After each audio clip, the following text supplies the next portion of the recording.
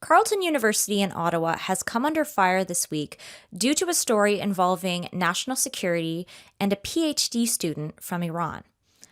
According to classified documents obtained by Global News, Canadian intelligence agencies CSIS and the Canada Border Services Agency have flagged 41-year-old Iranian doctoral student as a security threat to Canada. They warned that his aerospace engineering research at Carleton could directly advance the Islamic Republic's weapons programs, including missiles and weapons of mass destruction. Scarlett Grace with Rebel News. The student in question is Mohammad Reza Pakachian. He works for MAPNA, a company in occupied Iran long sanctioned over its role in weapons of mass destruction related activities. And he says he will take what he learns here in Canada and bring it back to his work in Iran. I reached out to Carleton University with a detailed list of questions about how this happened, but as of right now, they have not responded. So how did this happen? Who was responsible, and what does it say about Canada's national security screening when it comes to sensitive research and foreign students?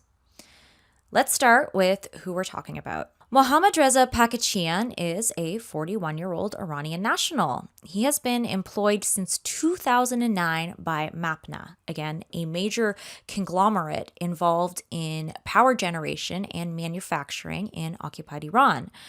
According to the intelligence reports, he designs axial compressors for jet engines, technology with clear military applications.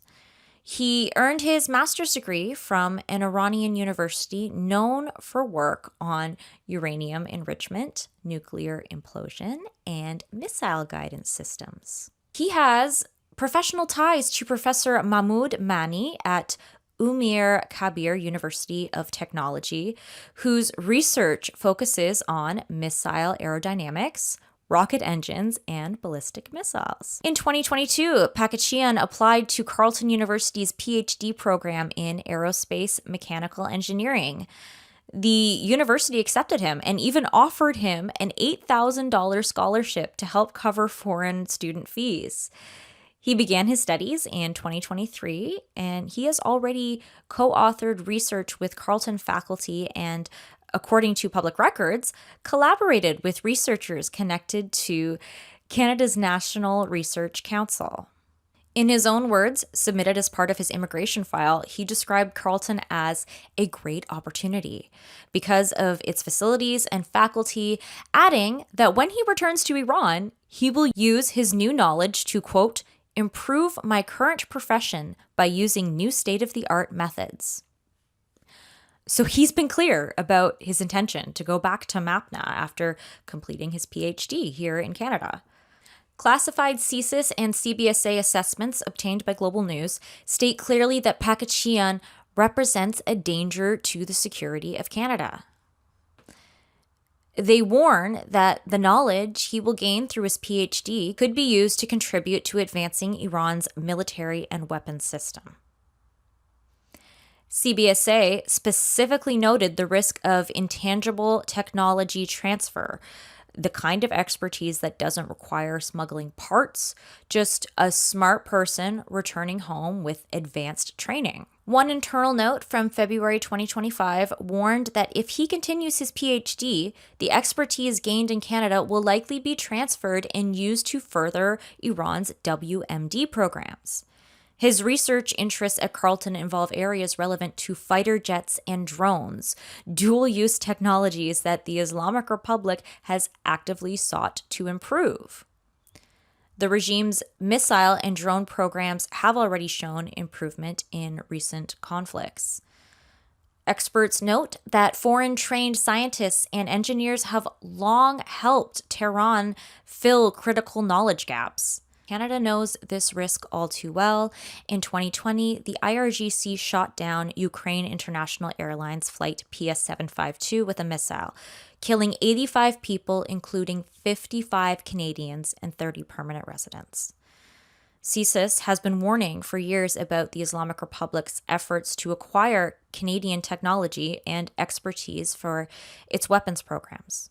Yet, somehow, this student was allowed to enroll, receive a scholarship, and assumedly continue his studies. So, how did he get in? Here's what we know about the process. Carleton University accepted Pakachian despite the red flags that intelligence agencies had already raised, and the university offered him financial support. In July 2023, months after national security officials had identified him as a threat, the Office of Liberal Member of Parliament Yasir Naqvi contacted Immigration, Refugees, and Citizenship Canada about his student visa. Naqvi represents Ottawa Centre, which includes Carleton University.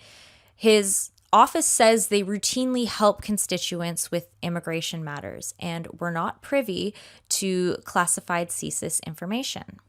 Still, the timing is troubling, to say the least. Security concerns were already documented, yet the visa process moved forward with parliamentary assistance.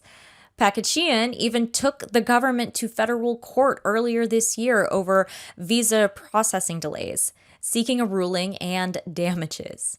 That case was dismissed in June. So this isn't just about one student. It raises serious questions about how Canadian universities screen foreign students in sensitive fields like aerospace, engineering, nuclear-related research, and advanced manufacturing. It raises questions about oversight of taxpayer-funded scholarships going to individuals linked to sanctioned entities from adversarial regimes. And it raises legitimate concerns about coordination, or lack thereof, between universities, immigration officials, and our intelligence agencies. The Islamic Republic occupying Iran continues to pose a threat through its missile programs and efforts to acquire Western technology. Canadian institutions should be among the last places helping close those capability gaps. Instead, we have a situation where a man working for a sanctioned WMD weapons of mass destruction linked company was welcomed into a top Canadian engineering program, given financial support, and allowed to pursue exactly the kind of expertise that could strengthen the Islamic Republic's military. Carleton University owes Canadians answers. CSIS and CBSA flagged this as a danger to our security, yet the student remains enrolled. Taxpayers deserve transparency. What risk assessments were done? Why was he allowed to stay? What safeguards are in place for other students? Prime Minister Carney's government, immigration minister, and public safety officials also need to explain how this slipped through and what they're doing to prevent it from happening again. National security isn't optional. Protecting Canadian research and technology from falling into the hands of hostile regimes should be a priority, not an afterthought.